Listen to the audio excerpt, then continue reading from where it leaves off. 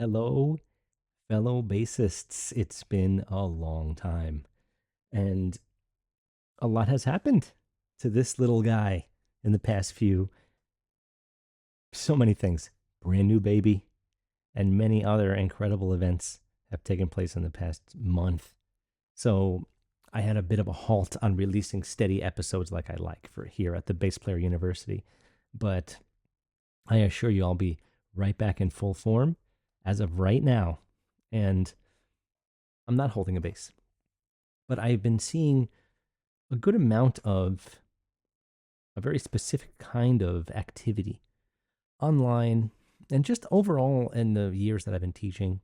Even when I was in college specifically for music, even when I was working at a music store surrounded by other teachers that went the route of college music. But before I get into all that stuff, let me introduce, if you are not familiar with this book by David Reck, Music of the Whole Earth. It's really something special, and it's not a light read, but it's not the kind of book that has to be read straight through. You can kind of find sections that you want to check out. It's truly an ethnomusicological magnum opus, and it spans, like it says, the whole earth, everywhere.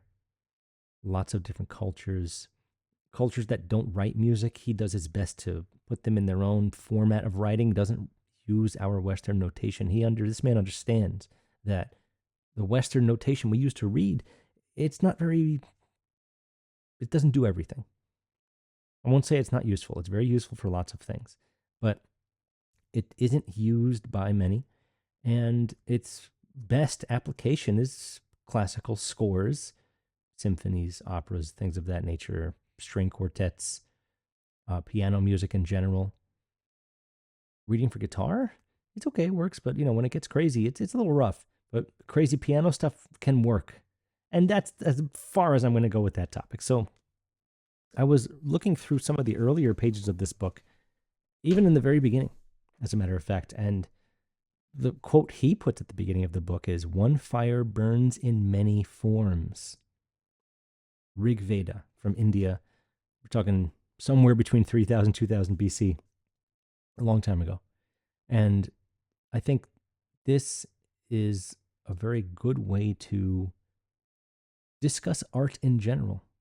We are artists, and I think a lot less of particularly the US culture, but most cultures, there almost seems to be less culture. There seems to be less knowledge of the art that has come through the ages up until this very point. Now, I'm getting to this philosophical, esoteric level on purpose. There is a good reason for us to be that way as bass players, because one fire does burn in many forms. Otherwise, there would only be one kind of bass line that worked for every single style of music. And there would only be one bass, and there would only be one way to pluck it, and there would only be one string, let's say. There's a lot of ways to do a lot of things on bass. And this comes back to the original thing that I started with here, is that I've been seeing a lot of certain kinds of activity online and in the music community as a whole. Let me just tie in everything with this little quote here. Stick with me, follow me here, and like, subscribe, share, join my email list. Plenty going on here at the Bass Player University. Let me read this paragraph from the book right at the beginning of the book to relate my topic that I want to get started with. "The earth is also full of a variety of musics that can be as different as men are from men, or societies from societies, or the frozen icelands of the north, and the streaming tropical jungles, yet that are somehow tied together by that wonderful common denominator, the human being. Men and women everywhere have eyes, nose, ears, voices, and hands, inventive and inquisitive brains, and perhaps most important, a capacity for feeling." Keep that one fresh in your mind. For art, and music is an art, concerns a depth of expression which somehow reaches beneath the surface of our being and touches on mysteries that seem to us very, very important, one might even say essential, to the core of what we are. And all the scientific inquiry and philosophizing of recent and distant centuries even the super rationalism of our computers has not been able to put that, in quotes, the feeling, its mysteries and importance into words or equations. So perhaps rather than talk about what I think is missing from this very broad and very common type of interaction between student and teacher, between any musicians or any artists, maybe I can put it into those terms. What's missing? There seems to be an element of our souls as humans missing from the approach of learning something.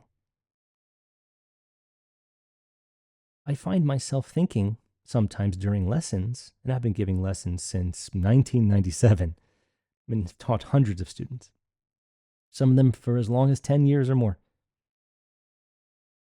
I find myself sometimes talking for 10 minutes before we get to play another note or even start playing our lesson. There's a very good reason for all this. Before you even play one note, it's best that you have a game plan. It's best that you have a philosophy. It's best that your soul has something to offer this and that you're not just plucking a string. It can't simply be just mechanical because then it is a robot. Mind, body, and soul. Root, third, fifth. So many things are interrelated with our relationship with music. When your mom is singing to you a lullaby as a child, or dad, or you just hear a familiar sounding chime from an old clock that you used to have or something. It cues you. A theme song from a kid's show that you used to watch a lot, but you wouldn't even recognize it if you saw it now because it's 40 years later. But as soon as you hear the song, instant memories flooding you. Your soul is connected to sound, frequency, and as bass players, we are the simplest role on paper. But we really do offer some of the most influence into the overall sound, especially in a rock setting, which has a much lighter texture than most classical, and texture being how many notes you hear at once, how many instruments are playing simultaneously. Rock has a much, much thinner texture. What makes up for it are the large effects and the sound coming through the speakers in a stadium, so it sounds like this big, huge thing. But if you look to the stage, and if you're far away enough and you need binoculars, if you look to the stage, you will see 5, 4, 3 people. Or an orchestra with no amplification will have, 100 people. Or less. Depends on the setting, obviously. So what is this topic that I keep mentioning now? The topic is the nature of advice and the nature of direction. And let me start with this to give you a little more details into some of the things I've experienced as a teacher. I once taught a teacher who was not a bass guitar player. And this is 6, 7 years ago. And the first thing I asked after establishing that this person, due to being good at music, I think it was flute or something, I don't even remember, honestly, I'm sorry. It was a woodwind of some kind. Because of all that, this person was able to grab the instrument, do exactly what I asked with the wrist and hand, and be able to basically get a scale done almost right away with no shifting and just get the fingers going right then and there. Now, once that happened, I said, how many notes are in a major scale? And even though this person was very accomplished musically and actually went to music college, the answer to this question was not a very simple, quick 7. There are 7 notes in a musical scale, the 8th being the octave that you kind of have to put in with it. It needs the octave, as I've shown and demonstrated on this YouTube page before. Incredible to me that somebody who's been through an entire music education program wasn't very quick to answer this very simple and obviously fundamental question. It's not because they didn't know. This person did know. Of course they knew. But this angle of the information wasn't given to them. They didn't have it deep within. It was a surface level means of obtaining the information. And now this brings me to the main point here. I notice a lot of, hey, how do the chords work? Am I ruining the chord if I play this note instead on beat one of the measure? Or actually, that's too much detail. Am I messing up the chord if I play this one thing? My drummer thinks that chords are this way, and I'm telling them no. And the answers are all, I'm going to say wrong, but not coming from a place of education and learning and understanding. Suddenly, we've got a flood of free answers. Take your pick which one you'd like to think is right. Point is, there's a lot of advice floating around online for free, but it has no context whatsoever. Even if you successfully answer somebody who is technically a student of the bass guitar, even if you answer their question online, let's say through a forum or whatever, even if the answer is good, that's where the interaction ends. The student doesn't get the chance to use it or now ask a new question as soon as they figure that out. They get on to the next thing. And this is something that I've never been able to allow as a teacher. As soon as I notice that a question is coming from the right place, then we can actually move forward with it, and I can explain, okay, here's the details of your question. You need to know this, this, and this first before we can even begin to answer the question. People that don't teach professionally, and there's a lot of really great teachers out there, and I'm merely one of them, I hope. I think I am. I've been told that I am. I see that the level of care, the level of, I want you to know this, and I also really, really want to make sure after you know this, that this is how you use it, and this is when it might be wrong. A lot of these things are not set in stone. So, context, applying your human self to the equation, revealing more than you ever thought you could, because you're not just mechanically learning something like a robot. You have a soul. You're unique, and every fire burns differently. So, here at the Bass Player University, I approach from every single angle possible all kinds of things that I know made me a better player and got me to understanding the deep questions that I had early on in my music education.